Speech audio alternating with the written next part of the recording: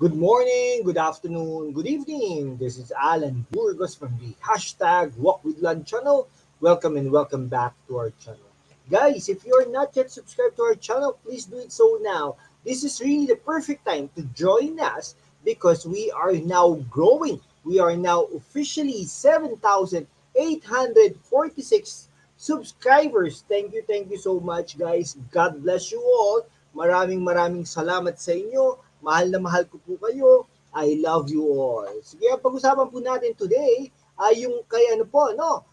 Kay Manny Villar, no? Si Manny Villar po ay inaalala si Miriam sa kanyang kaarawan. Yes, si Miriam Defensor Santiago, patay na po ito, ha? Okay, si Manny Villar po ay dating Senate President, dating Senador ng Pilipinas. Okay, so siya po ay magkakuligs po sila, no? Kaya po inaalala po ni Manny Villar ang ang ano ni Miriam Santiago, yung mga patawan niya, no? Patawan niya, magaling tong taong ito, abogado kasi ito no?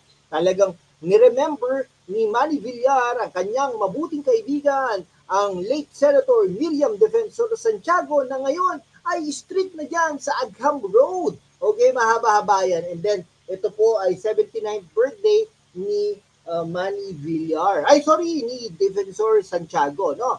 Si Villar naman po ay talagang nag-post po siya ng touching birthday tribute kay Santiago, admitting he could still vividly recall her infectious laughter and signature sharp wit. Ganun naman po talaga. Pero balikan po natin, si Miriam Defensor Santiago po ay tumakbo bilang Pangulo ng Pilipinas 2 beses po, no? Pero 2 beses rin po itong natalo. No? Si Santiago, former judge and immigration commissioner, passed away noong September 29, 2016 after battling lung cancer at the age of 71. No? Alam niyo po ba, sabi niya, hindi naman daw po siya naninigarilyo. Pero, yung kaya niyang asawa ay naninigarilyo po no? So sabi ni Manny Villar, no, isang bilyonaryo na tunay na Pilipino, happy birthday to a good friend, a patriot, and then consummate.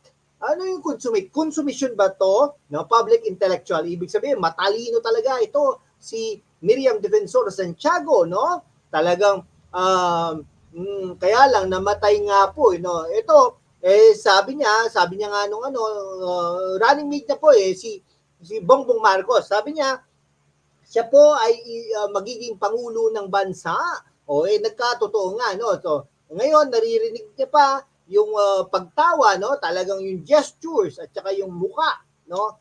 Facial recognition, facial expression, no? Ni Miriam Defensor Santiago. Enjoy your birthday, my friend, sabi niya. 79th birthday, no? Ni 8 taon na pala, no? 8 taon na palang maano. So, nauna pala siya kaysa sa mami ko, no? Sige, anyhow, hanggang dito na lang po mga kaibigan ko. Kung hindi ka pa nakapag-subscribe, mag-subscribe ka naman para naman we can be able to maintain and sustain this channel. Thank you so much, guys. God bless you all.